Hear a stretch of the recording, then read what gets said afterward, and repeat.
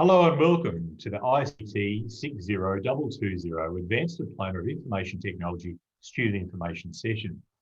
With me today, I have Chief Academic Officer Iona McKimmie. Iona, welcome. Hi, James. It's great to be here. Now, it's a very exciting and brand new course on scope here at Mentor Education, and certainly the feedback that we've gotten from our greater community and, of course, the industry research that we've been doing has shown that there's an ever-increasing demand for skill sets, knowledge and qualifications in the information technology sector. So with that in mind, Iona, I'm going to hand on over to you to talk a little bit about the course itself, provide a bit of a background on it, and perhaps some of the key units that the course delivers.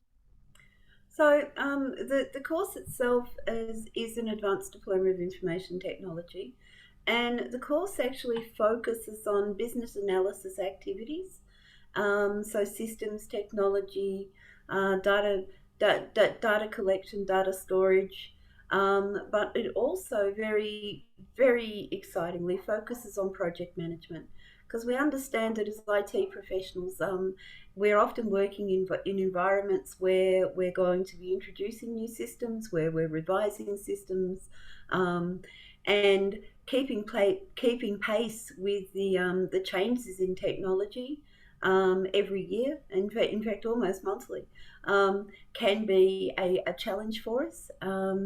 But importantly, how we pair business analysis, ethics, because we also need to look at our ethics and privacy management, data and our data protection, with IT projects, and how to actually undertake business analysis and effectively undertake systems change and manage system change.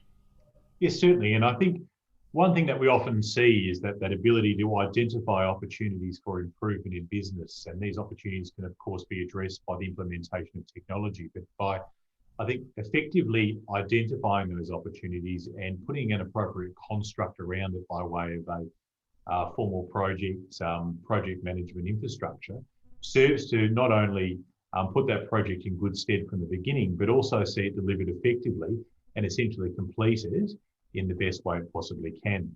Now, the next thing that we'll look at is the delivery of the course units and what's actually included in the course itself. But before we get on to that, we did make mention that it's an Advanced Diploma of Information Technology. So it's probably a good opportunity for us to quickly talk about what are the entry requirements for this particular course. And I'll hand on over to you to give us a little bit of insight for those who are looking at taking on this qualification. Okay, so the Advanced Diploma of Information Technology, this course in particular, is an open entry course. So students may have completed Year 12, they may have completed another certificate, or they may have a number of years work experience. So our minimum requirements for entry into this course would be a minimum of, say, year 12, or at least 2 years experience working in a business or accounting or similar type of environment.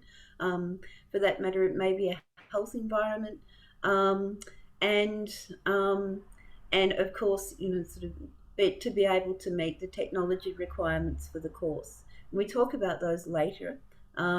But having said that, the technology requirements to complete the course and to participate in the course are no different than the capacity that we would have in our home environments at any time.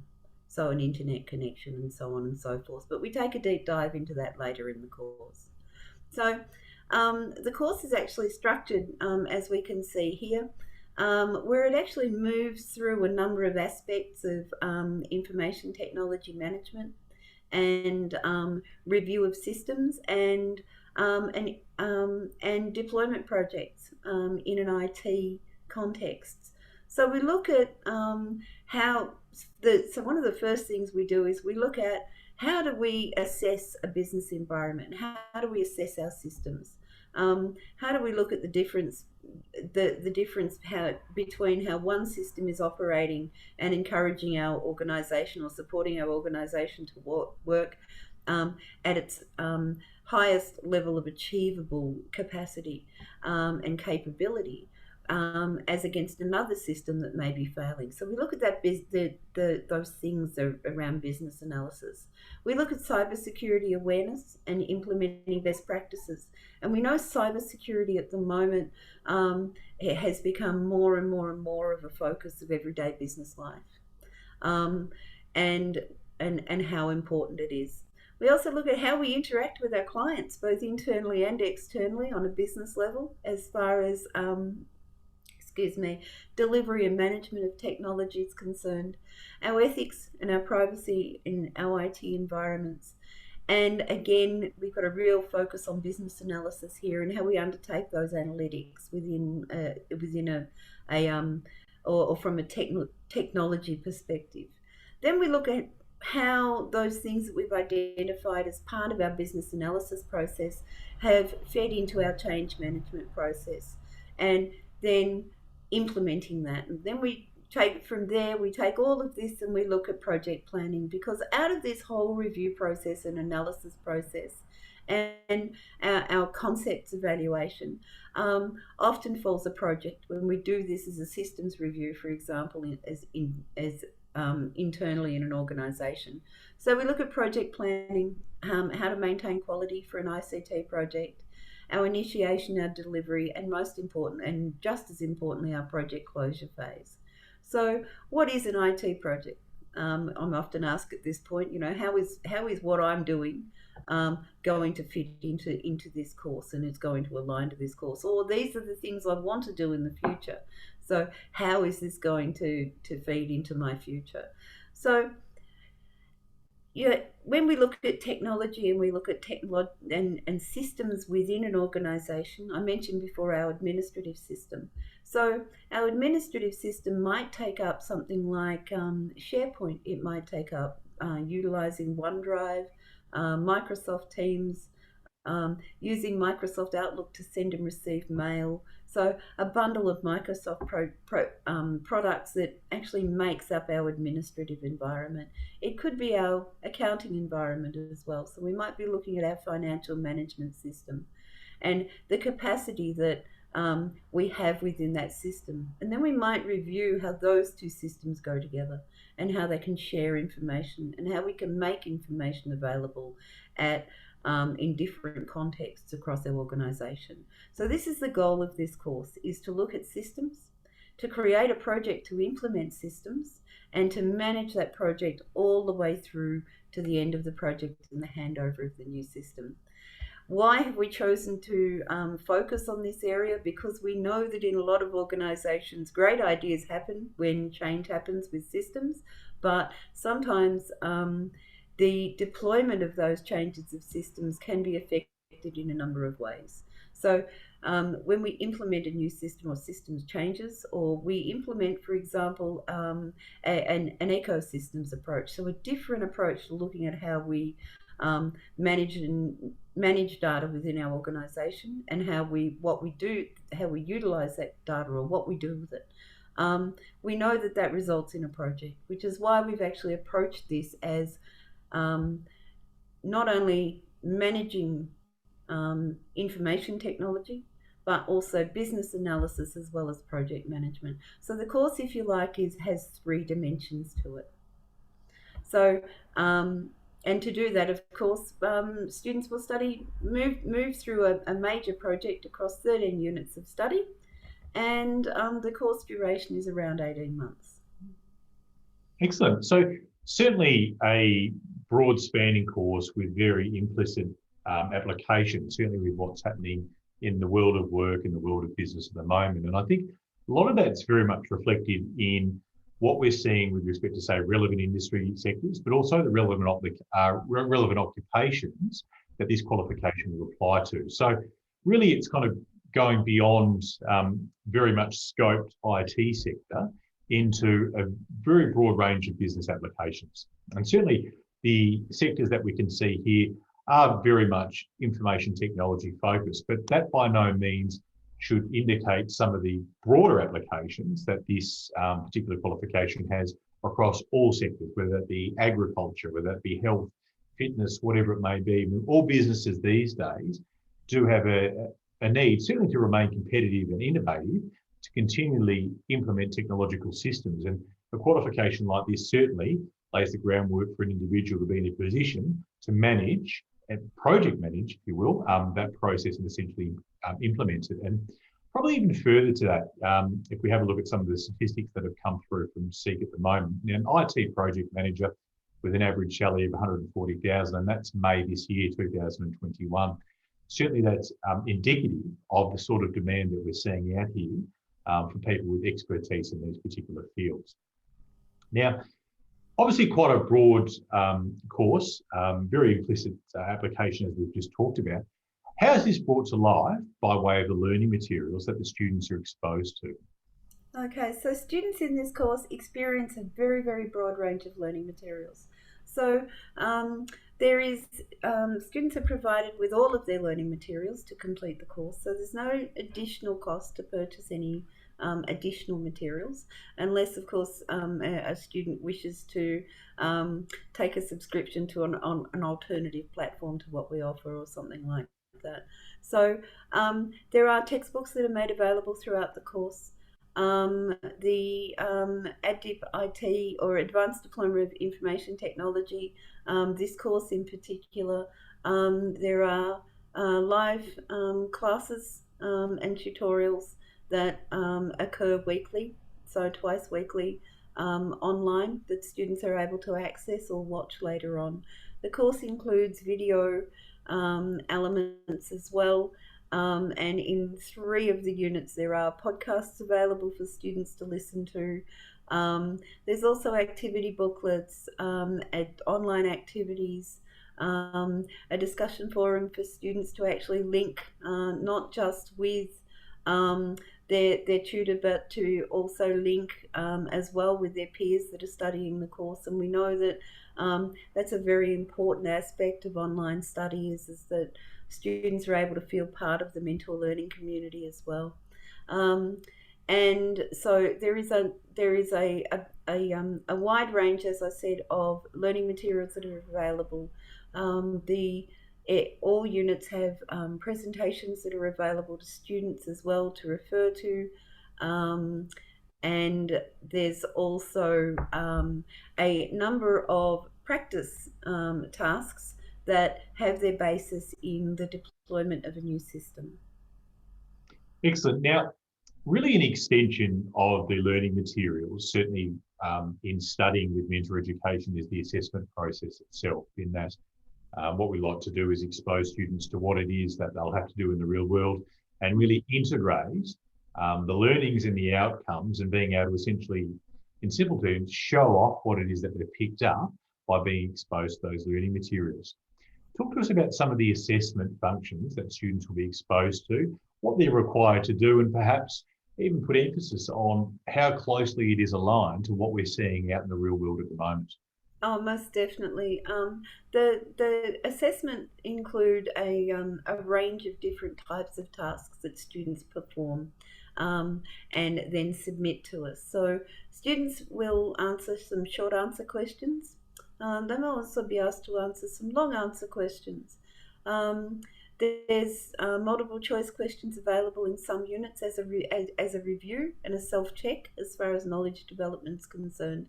There's a number of case studies and scenarios that are provided to students so they can demonstrate to us what they would do as a response to the scenario that's provided to them. Then, of course, there are a wide range of project tasks. Now, one of the things that we do in this course is we actually do pick a systems implementation and 2 aspects of that systems implementation for students to create actual project management documentation to basically take the project from its initiation phase all the way through to its close phase. And the consultation. So there's also presentations that we ask students to prepare and submit in their assessment tasks. And those presentations really talk about the project. So, what quality metrics have we developed? And we ask students to actually share that with us by way of an assessment task. And then, of course, there's research tasks. So with every new system or new idea, new improvement, innovation, if you like, We often do some research and we find out and we benchmark against other industry or against other examples out there in industry. So there's some research tasks involved as well in the assessments. Overall, students would complete 2 or 3 of the tasks and some short answer questions for each unit, but not necessarily all of these in one. So, so 2 or 3 different assessment tasks of a different type depending on which unit of study they were studying. Excellent. And look, one thing we've talked about is a major project that runs through a lot of the units as the students work through them. Now, this project, is it based on a case study that's available in the learning materials themselves, or is it based on perhaps the workplace that they're in? And if it is based on the workplace, what options are available for students who perhaps aren't currently working somewhere where they'll be able to apply what it is they're doing day to day to this particular project? Okay, so students are able to access a simulated business that they can use to create a project for, or alternately, they may use a project from their existing workplace if they're working, or they're able to access a booklet of case studies about a whole range of businesses and business improvements and systems changes that they're able to base their project around. Excellent. Thank you very much. Now, we've talked a little bit about the units. We've talked about how they're delivered by way of the learning materials. Let's have a look at the medium by which it comes available to us. And that's what it's through what we call the learning management system, or the LMS. And it forms a big part of the online learning experience. Now, the learning management system, in simple terms, really is where you'll find all of your assessment tasks, you'll find all of your learning materials, all the links that you need in order to work through the course itself. Now, that's made available to you directly through a portal. And one of the great things about this portal is that you access it directly through your browser. So it might be Chrome or Firefox or whatever it is that you use. And of course, one of the great advantages of this is that it allows you to access your learning materials and assessments, not just from your laptop or your desktop, but also access it really from any smart device that you might have. So that might be a phone, that might be a tablet, or whatever it may be. So when it comes to application of this, certainly with respect to readings, now it might be very difficult to put together an assessment or an assignment using your phone or tablet. So you certainly recommend that you would have access to a laptop or desktop in order to do that. But for readings or access to perhaps videos or podcasts or whatever is included in the course, you can actually do that perhaps on the train through your smartphone or in transit or whatever it may be. And certainly in delivering education online for over 17 years now, Mentor Education's taken a lot of the feedback from students and realised that certainly qualification and upskilling these days is very much about fitting in with what it is that you do each and every day. So having that flexibility by way of the online learning experience makes it a very engaging and flexible strategy, certainly for those who are looking at obtaining additional qualifications, obtaining additional skills, obtaining additional knowledge. So one other thing which is also worth mentioning, and we touched on it earlier on, of course, is the online virtual tutorials and classroom experience, where you can log into an online tutorial, have direct access to your educator where you can ask questions, get feedback in real time. But of course, one of the other great advantages is because it does imitate a classroom environment, albeit virtually, is that you're able to establish and develop relationships with a cohort. So other students who are completing the course with you at the same time. And we certainly know that in many cases, it's not necessarily what you know, but who you know, and being able to establish a network of individuals who are thinking the same, facing the same challenges. And of course, when you get to the other side of your qualification, having a professional network that you can lean on for that industry insight. So should you come up with a challenge in your work environment, you can't quite work out a solution, or you need that external input, it might very well just be that a relationship that you made with your cohort inside this virtual environment, you could pick up the phone, call that individual and say, look, I need your input, I need your insight, and they're able to, in fact, solve that problem for you, or perhaps come up with ideas that you hadn't thought of. So really one of the, I think, the great advantages, other than the direct interaction that you do have with your educator, is being able to establish a professional network amongst the cohort who you're studying the qualification with. Now, The course itself delivered over an 18-month period, but that said, there are elements of flexibility should students need it. And one term that we often talk about here at Mentor Education is that life happens. Now, certainly the 18-month time frame is the prescribed time frame by which students should complete the course. However, there may be periods where things happen in life by way of family or whatever it may be, where you need to put your course on hold for a month or a number of weeks or whatever it may be. And should that be the case, simply pick up the phone, get in contact with our dedicated student support officers or your dedicated educational advice assistant, and they'll be able to help you with that particular process. So certainly we've got the 18 months, but we also like to say, look, bear in mind that there are elements of flexibility available. Now, with respect to support, in a very general sense, unlimited email and phone support is available between 9 and 5 Monday to Friday. But I'm just going to hand on over to you to talk to us a little bit about, I think, perhaps the ethos behind the support functions that are made available to students through Mentor Education. So we understand that as learners, life happens, as we say, and sometimes that we do have challenges. We also understand that for some people, returning to study after a period of time can be challenging in itself. So we make additional supports available for students. They're able to book a one-on-one session with the tutor for the course and actually explore assessment tasks, for example. They're also able to make an appointment to speak with an educator, and we just simply ask that students contact the student support team and ask for that appointment to be made for them.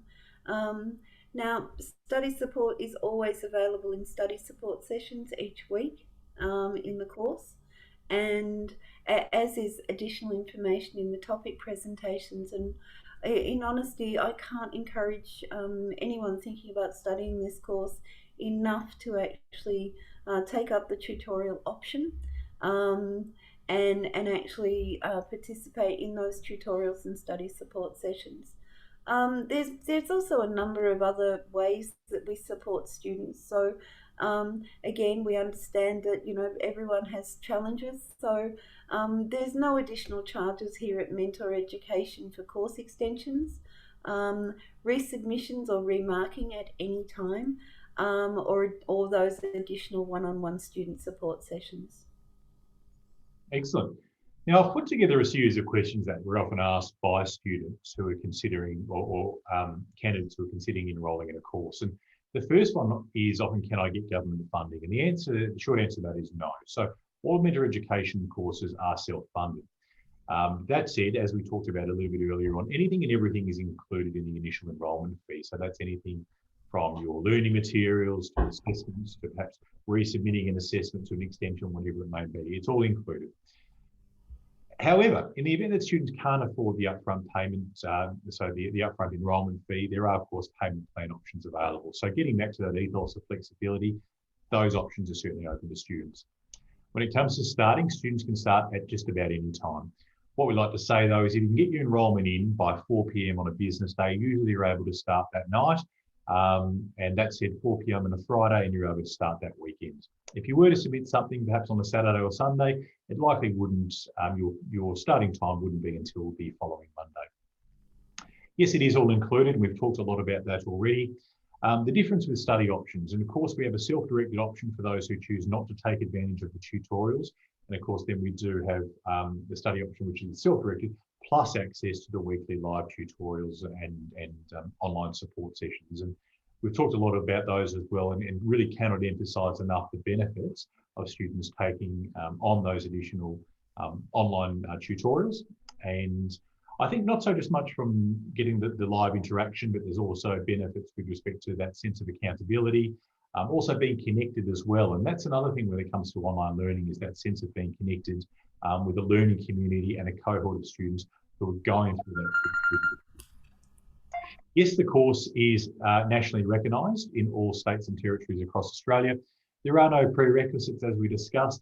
And how long do people usually take to finish? Well, of course, it depends on student to student, but really that prescribed time is 18 months. Now, up in front of us now, we have some student outcomes from last year. So this was 2020, and this is from the NCBER. These were our statistics, but they were reported by an independent body. Something we're very proud of, and numbers that we continue to see improve year after year after year. I'm going to talk to us about what we've got up in front of us now. Well, as you just said, James, we're very proud of this. Each year, the National Centre for Vocational Education and Research undertakes a national survey of all students from all institutions in the vet sector and higher education sector. And this basically is what our students said about us, and it exemplifies the commitment we have to our students and to excellence as far as our organisation is concerned. So just very quickly to recap the slide, 92% of our graduates were employed or enrolled or chose to enrol in further study after training.